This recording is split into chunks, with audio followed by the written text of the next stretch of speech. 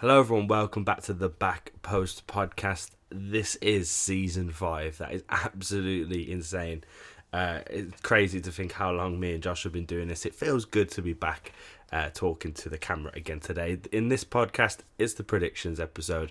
You know, the season is so close to happening just next week now. Just on the weekend, the football will be back. Premier League football will be back. It'll be exciting. So we're going to be talking predictions, previews, and all that kind of good stuff. So let's get into it.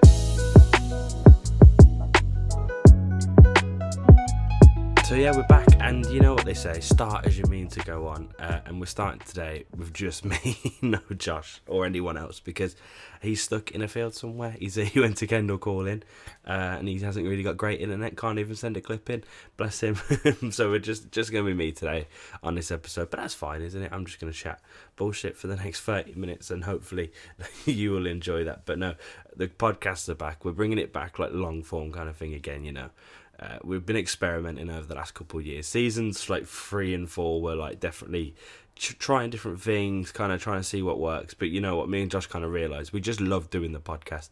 We love just chatting shit about football, even about things that aren't football related for however long. That's the stuff that we enjoyed the most. That's what we started doing way back at uni. So that's what we're going to continue to do here for season 5.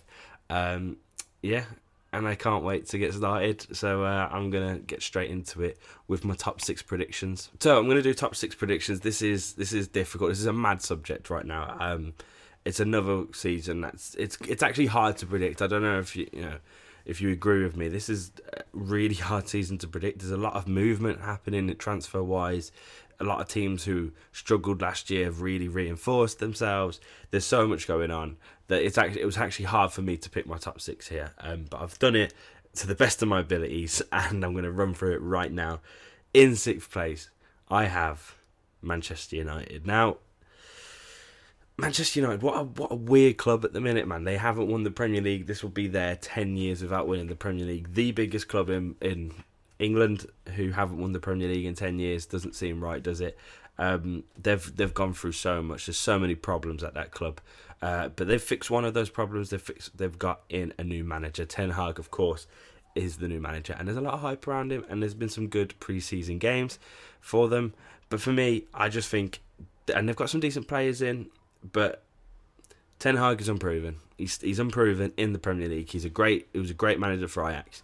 Ajax, the Eredivisie, different league, is different. So, and that's not to say he won't be good, but I think United fans need a bit of patience. I think they need a bit of patience, and I think they might be finally willing to give a bit of that patience now. Because if they give this man the next couple of years to actually build something, look at what Arsenal have been doing last year or so, they can then maybe push ahead and go forward. And that's what I think United need to do, and United fans need to be... ready for that. But this well and truly could be the start of something. Also, if they've focused a bit of attention on one of the cup competitions, maybe get an FA Cup in the Ten Hag's belt, get him just loved by the fans, this could go somewhere exactly like what Arsenal did. Right, speaking of Arsenal, moving to 5th place, I've gone for Arsenal. Now, Arsenal fans, you are too gassed. You're too gassed, right? And you have every right to be excited. You've done everything right so far. You have. But it's still stepping stones here. We're still moving towards, that final goal. Last season you had every chance to finish top 4. You should have finished top 4, but you didn't. And that's because the squad's inexperienced, but that's also because the man is inexperienced. They're gathering that experience now, year on year, game by game. That's happening. That's exciting for you guys. But you need to calm down. I think you'll finish 5th this year, and mainly because the biggest point is European football. You didn't have that last year, and you still finished 5th or 6th. 5th, wasn't it? You've got that this year. I think you still finish 5th with that European tournament behind you. You're in the Europa League. You should be fucking winning that. You're Arsenal. You know what I mean? That maybe go and do that. Maybe go and get that Arteta European trophy with those young players, and that could be another stepping stone. Then you're in the Champions League. Then go ahead. But in terms of the league, I think there's still some better teams ahead of them. They have made some incredible signings, though. I mean, Jesus is fucking brilliant. I think he's shown that so far in the preseason. Scored in every game. Scored a few in the last one. I know it's preseason. It's hard to look into that, but no, this is they've been good. He's been great, and he is that extra step for you guys now. And also, you know, Zinchenko coming in, that young lad coming in as well. It's all great moves. Arsenal are doing exactly the right thing. They're doing exactly what they should do. But I don't think they've got what it takes to jump that next step just now this season.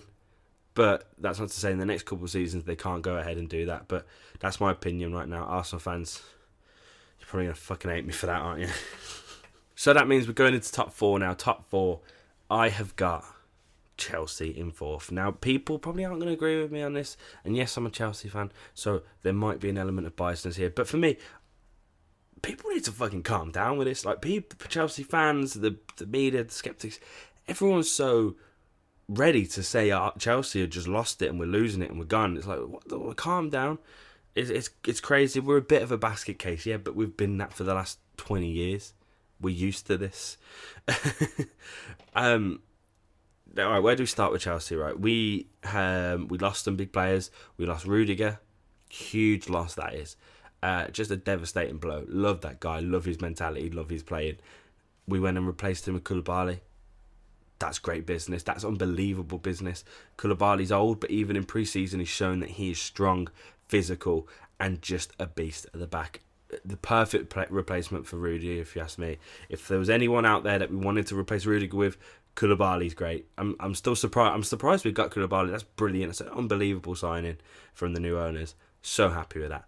We lost Christensen. Now, a lot of people saying, "Oh my God, we've lost Rudiger and Christensen." Christensen ain't that deep. I know Lewis, Carefree Lewis loves him, and I'm sorry, Lewis, mate. Christensen weren't that good. He was alright. He was a great squad player. Unbelievable squad player. Quite young, quite inexperienced. He was great, but he did a job. But that's not a devastating blow. Rudiger's a devastating blow. Christensen isn't. It doesn't bother me. Like, so what? Christensen's gone. Because we have a batch of young players that could come in and help him out. Colwell, touted to be an England international in the next coming years. Everyone in the football scene is raving about this guy. Don't let him go. Let him come in now. There's a Christensen placed hole where he can get game time. He will get game time because that, you know, back three will be tired. We've got a lot of competitions to play in. He will get game time. He will prove himself, and he can just step up into that role, and it's perfect. And then we don't have to go spend however much on another centre back. Now the whole Koundé saga went on. Barcelona robbing all our players, all that bollocks. I wasn't sold on Koundé. I've said it on Twitter already. Koundé is a very great player, an inexperienced young player with a lot of potential. We have one of those already, so why spend that much money to get an inexperienced young player when we've got someone right here with us in Colwell? And, you know, Chelsea, this is what Chelsea do. Tomorrow, Guehi happens. Guehi could have slotted right in because he's got now, look at what he did in the Premier League last year. So, personally, that isn't a big problem for me. If the scenario stays where, you know, Colwell replaces Christensen, Rudiger's coming, Koulibaly's coming for Rudiger, our defence, I'm not too worried about that. And then obviously up front, the big miss is Lukaku, but it's not, is it? It's not. He was just not good. He got a lot of goals early on, and that was really great, and everything looked promising. Then he got a little bit injured. He got out of the squad and then threw his toys out the pram. He's a dickhead, right? And I do. No one wants that at your club. No one wants that. He was just a plague in that dressing room. So the fact that he's gone doesn't mean anything.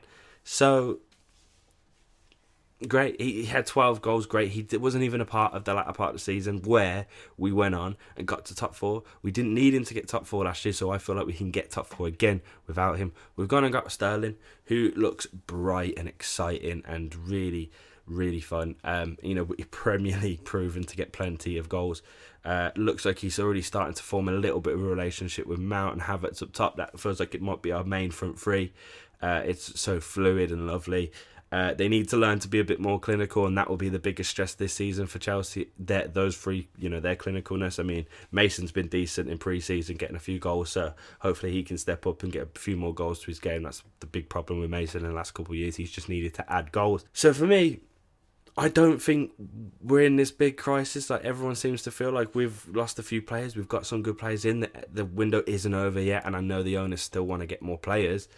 I think we're okay. I do think we're actually going to be okay. I don't think this is going to be easy by any chance. Like, you know, last year it went to like the wire, and it was like the last couple of games, and no one knew where, 3, 4, 5 we're going to be. I think we're going to absolutely battle it out with Arsenal, maybe even United for that fourth spot. But I think we've got enough in the locker to do that. Like Tuchel's a world-class manager, better than their managers. We've got some world-class players. It's not like everyone's left. We've still got players like Kante, Silva, Havertz, all these players. I think we're going to be okay. Chelsea fans need to calm down. But that being said, I can quite easily see us losing to Everton, like 1-0 at Goodison Park first day of the season, then heading down to Spurs, playing Spurs at home the next game, getting smashed by them, and then full crisis mode. I can absolutely see that, to be fair, but I think we're going to be okay. The only problem with Chelsea is that we need to get rid of some dead wood. We need to get rid of some players. We need to sell some players, get a bit of money in, but it's proving difficult with these contracts. But that hopefully we see some of that in the latter part of this transfer window. Now, let's go to number 3. Third place in this list for me, in my opinion, is Tottenham. Tottenham have been class this window. They've been brilliant. They have give Conte everything he wants, and he still wants more, and he is getting it. Tottenham are throwing all their eggs in this basket, but it's a very good basket to throw in. That Conte basket is a good basket to put your eggs in, because he's a world-class manager, and he proved that at the end of last season. The end of last season, he was brilliant. Like, he did so much to, get them to fourth. Like, I think at the start of the season, with everything that happened with Nuno, I think everyone thought Tottenham were down and out, but he dragged them out of that and got them to top 4, and that was a big achievement. And this is what Conte's good at. He's great at league football, and I think, yeah, that the signings they've got. Let's see their signings, because it's just been unbelievable. Richarlison, Basuma, Jed Spence, Perisic, Forster, Longley on loan. There's so many players. They're having by far the best window of anyone, I believe.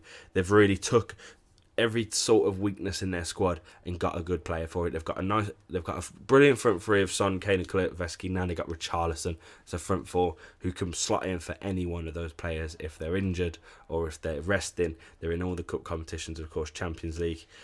That's such a brilliant signing with Richarlison. Basuma just solid, makes that midfield more solid. They got Højbjerg in there, Skip, now Basuma. Like, they're just basically taking every position and just boosting it. It's crazy. Spencer Perisic, in that Conte system, the wing-back system, more replacements, more squad players for that. Longley on loan. Longley, great centre-back, well, he's like a left-sided centre-back, isn't he? Fit that system well, can do a job there. He's only on loan, but still, just unbelievable business from Tottenham. Honestly, it's almost quite annoying. And also with that 5 sub rule this year, Conte can absolutely utilise that, bringing on Richarlison or bringing on, a new wing back like Spence coming on and bringing fresh legs into the game. They will be able to manage this season really, really well. And I think they'll get third. I really do. I think they'll really push. I think they're going to push the top 2. I don't think it's going to be a 2-horse race this year, but I don't think Tottenham have what it takes to win the league.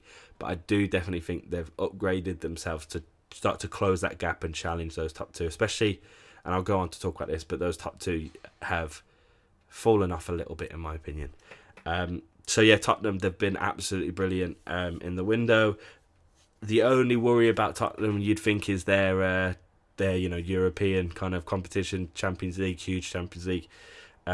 Conte is not the best in European football. Obviously, he got into the final like a couple seasons ago, but he didn't win it, and then I think he finds it hard to manage a few different cups in one go. But that being said, he won Chelsea the FA Cup, so that all could be nonsense. But that'd be my only worry for Tottenham. But in the league, I think they're definitely going to smash it. And then in second place, out of the top 2, I've got Manchester City. Now this was so difficult. Honestly, this was so difficult for me to predict this top 2 and the top 6, to be honest, because I think you've got a case for every one of these teams to be in pretty much every position other than like United being first, obviously. But City have made 2 really good signings, 2 big name signings anyway, in Haaland and Phillips. But I'd say they're both risks. I'd say they're both. Phillips, been in the Premier League for a few seasons, been solid, done well for England. But can he make that big step up? I think you saw with England, he was quite good at the Euros, but then has slowly not been so good throughout the rest of it. At Leeds have struggled the past couple of years. He's got, I think he's going to struggle to to play. Also, is he going to play that much? Like, it's a bit of a weird signing. Like, they've got a great midfield anyway. Do they need him in there? Is he just a replacement backup, that sort of thing? And then Haaland, the big man up top. Now, the Community Shield was yesterday. It was a great game, actually, for a Community Shield. Haaland was class. The memes, obviously, are going to come out. And listen, I'll be a part of those memes. Those memes are funny. Keys have hit the crossbar. And obviously, it was him versus Nunes. That's going to be a narrative that we see throughout the whole season. But he was so good, running in behind, getting in those spaces. He created a fair few chances for himself. Probably should have scored, to be fair. Hit the crossbar. Also, that chance where he probably should have headed it, but he used his left foot. He was brilliant, and he will be do good things for City. But that being said, I still think he's a bit of a risk to rely on. And I think also City have to learn how to play with him. I think they're really going to have to learn how to play with him, because if that Community Shield says anything, they didn't know to pass when they needed to pass, and now City will learn to do that, and it won't take them long, and De Bruyne is world class, and he will eventually find that. But, you know, City are built on this ruthlessness in the league where they just win every fucking game they can, and it's like, and I think, you know, they might not be able to do that this year, especially with losing some of the players. Like, they're losing a lot of their depth. You know, City are known for their huge depth, and like they can bring anyone on and everyone's great, but they've lost Sterling, who's been key for them for the last couple of years. Jesus, you know, maybe didn't have the best City career, or like was paid like painted to not have the best career, but pretty good, solid player who got goals in. He's gone. Zinchenko, great, you know, he's been one of the best squad players City's have had in the past couple of years. He's gone. Like, they're losing a lot of depth, and the fact that they've only signed Haaland and Phillips to replace those, like, that's probably not enough. And with all the competitions that they're in, and they're going to want to win them all, they're going to want to get all the cups, you know, like, that's, you know, that's Pep's bread and butter. He loves winning domestic trebles and stuff. And also, there's the big elephant in the room. There's the Champions League. He wants it so bad. I don't care what City fans say. City fans will say, oh, I want the league. Like, you'll ask a City fan tomorrow, you'll say, what would you want, rather the league or the Champions League? They'll say the league, because that's what they're saying. But behind those eyes, they want that Champions League, because they don't know what it feels like to win the fucking thing. It's unbelievable. So there's that, and they're going to want to push for that again, because, you know, they probably should have done better last year, and they need, that's kind of like the last thing. That's the last thing. I think Pep's going to want to get that. So they're going to focus on that, and will that affect their league form with this lack of depth that they've kind of lost?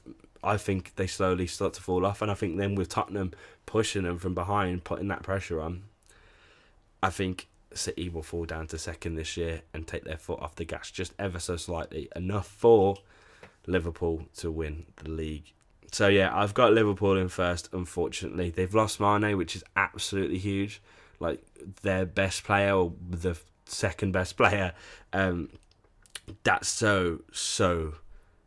such a huge blow. But this is what they prepare for. This is what Liverpool do. What Liverpool's model has been absolutely fucking brilliant recently, is that they get players ready for when big players leave. They've had Diaz and Jota waiting and playing games, developing in this system and being good, ready for when one of those forwards leave. And now I think Diaz is going to slot in, and again, that Community Shield, he was brilliant, and the back end of last season he was so good, so dynamic, so aggressive, just everything you want. That Mane's a huge miss, but they've got replacements ready, so I don't think that's going to take such of a blow to them. They've made some decent signings as well, I'd say, like Nunes is coming in, Carvalho, they both played yesterday. Nunes got his goal. Nunes offers that different kind of aggression as a striker, so opposed to like Firmino, who drops a bit deeper and lets the wingers come into it, it's the reverse. The wingers will come in and behind, where Nunes is just charging in, and we saw that in the goal yesterday. Like, the wingers were occupying the defenders, whilst Nunes just came steaming in like a bull and got his chance off. Like, he's going to be good. I think there's a lot of memes about him as well, but I think he's going to be good. Probably also a risk in the same way Haaland's a risk, but I think both of them will do brilliant this season. But I think, you know, Liverpool they're just ruthless. And I think, you know, in the past, when City have stepped off the gas, Liverpool stepped in. Like, that's what happened when they won the league. I think this is another time now where they're just gonna sneak in and do something, and they're going to win the league this year. That's what my prediction is saying. So that's my predictions for the Premier League season top 6. It's difficult. That was so hard. I could be completely wrong, but that's my predictions. I'm going to take a little bit of a break here, and I'll be back for part 2.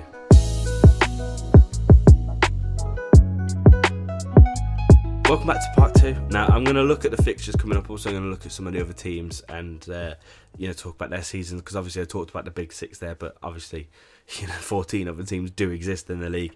And big teams like Newcastle, with their influx of money, their new signings, they're kind of looking good in pre-season. They want Werner from Chelsea, which is strange. What can they do this season? Can they get European football? We saw what they did. A second they got that money and got that manager, what did they do? They steamed up the league. They just climbed and climbed and climbed. A few good signings as well. What can they do? Can they get European football? Who knows? West Ham, can they build off the back of their good season last year? They've made that news. What's his name? Samaka, great signing. That means they've got him and Antonio up the top scoring the goals. Declan Rice looks like he's staying, because there's been no news on that. It's just like a signing, keeping him in it, because he's a top 6 player. What can they do? Can they get European football again? Who knows? Leicester City, not made any signings, have they? Just absolutely going to fall off. I think they lose 1 or 2 games early doors. Brendan Rodgers is in trouble. Then they're going to have a new manager, interim manager, and then what happens then? Who knows? I think Leicester could be in trouble. I'm not saying relegation, but their fans are starting to expect more now with the Prem win, the FA Cup win. Getting European football every now and then. They're expecting that now, and I don't think they're going to get that this season. I think they might finish in the bottom 10, and who knows where that might spiral. Some of the newly promoted clubs, Fulham, Bournemouth, I just can't see them staying up. The last couple of years, they've gone up and down, up and down, up and down, and it's boring now. It's boring. I kind of want one of them to stay up, just because to stop that horrible cycle of up and down, and but I just don't know who that's going to be. Fulham, have a decent squad, to be fair to them. Can this be the year where they do it? I'm not sure. Nottingham Forest, are they going to struggle? They've lost Spence already. They've got a pretty average side, but will the momentum of being in the Premier League for the first time in 23 years help them up? Who knows? Who else is there? Southampton, they've been 14th for the last 5 years, haven't they? Obviously that's not true, but they feel like they're going nowhere fast, and I'm surprised they're still in the Premier League. I can't lie. I think they might have a weird struggle this season. Everton, they absolutely scraped it last year. Scraped it. Lampard, in the most, difficult position. What can he do with this group of players? Losing Richarlison is huge. He dragged them out of it at times, especially against us. So, yeah. So many narratives going on in the Premier League. I cannot wait for it to come back. It's been a good amount of time away from football, really. We had the shit Nations League. We had a lovely, quite long break. Then the Women's Euros has come in, and that's been fantastic. And the final's on actually, in an hour or so. I'm filming this before the final. Come on, England. Sorry, I've got to pause this podcast right here real quick, because I've got to talk about that women's final. Oh my days. I filmed this before the final, probably stupidly, but then I watched the final. I actually watched the first half at home and then the second half in the pub, because I wanted a bit more of the atmosphere.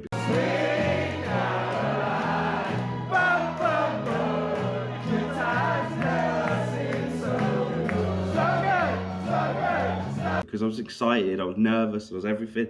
I've watched every game so far, so I was really invested in this team and this tournament, and it's been what a fantastic journey, and it's been a huge success for England. Couldn't be more prouder than that team. Serena Wiegman is a legend. Her celebration was sick. She just kind of turned around and was like, yeah, I did it again. But no, the team, they showed heart, they showed desire, and they probably weren't the best team in that final, but they won through mentality alone, I'd say. They went, they went ahead, then they had conceded relatively late, had to take it to extra time, but never gave up defending with their lives. The goalkeeper putting an absolute shift in, and then of course getting that goal at, just in the second half of extra time. Just pure emotion. It was brilliant. I'm so proud, and it's just unbelievable for the women's game, and it's great for the women's game, and hopefully this just elevates that even further and helps push that sport along even more. And I think it will, and I think it has, and I think it's inspired a lot of young women in England to go and play football if that's what they want to do. And that's just a wonderfully beautiful thing. And I'm so happy that I experienced this and they brought it fucking home.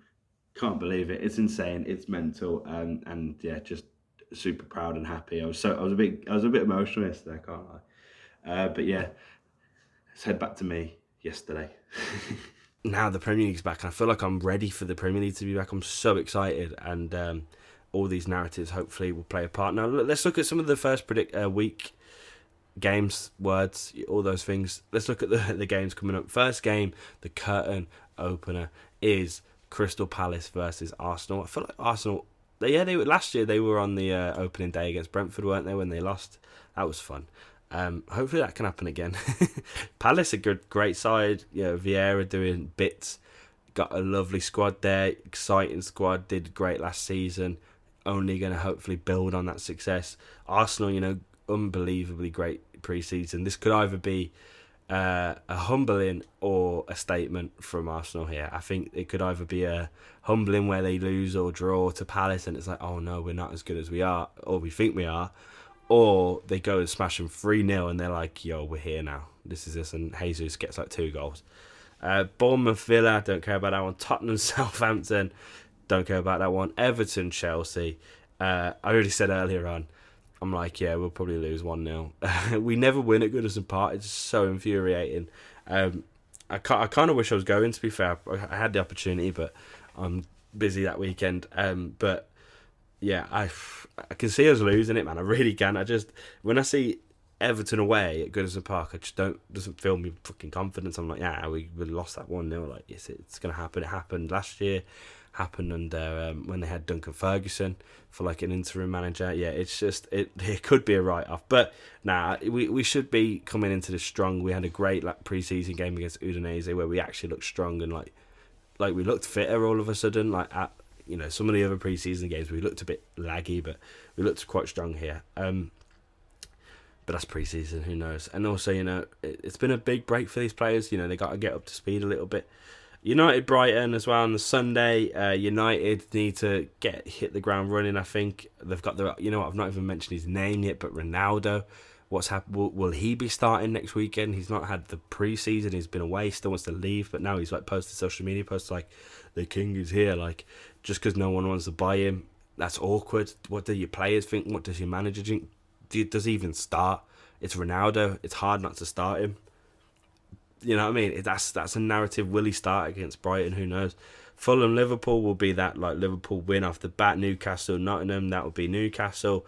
Leeds Wolves, don't care. Leicester Brentford, don't care. And West Ham versus Man City, the last game of the weekend's football, could be a fun one. Like I've said, West Ham, looking good. Maybe looking to start the season off with a bang against City. Who knows? That's it, man. I'm going to wrap it up there. I think, I've waffled on for long enough now. It's just me. My voice is starting to hurt. But no, this has been fun. I'm happy to get Season 5 up and running. Season 5, man, that's mad. We've been doing this for 5 years. Like, that's just crazy. But, I'm happy to be doing this in podcast form again. Like I said, the last couple of years with COVID and, us kind of getting jobs and growing up a little bit. Things have been here and there, but I'm excited to bring just the podcast back and just be chatting about football every week. That was our bread and butter when we first started, and that's what we're going to be doing again. We're going to be releasing an episode every single Monday on YouTube, but also on Spotify. So if you see my beautiful face, come to YouTube. You want to hear my beautiful voice, go to Spotify or wherever you listen to podcasts. That's what we're going to be doing every single Monday. So make sure if that's what you want to see, stuff like this. Don't worry, it's not always just me. We'll get Josh back on. He's the other guy. We'll get other guests on throughout the year as well to help us talk about the football. It's exciting. I'm looking forward to it. Subscribe to join the journey with us. I'm going to love you. I'm going to leave you. And as always, make sure you tell your dads about this podcast.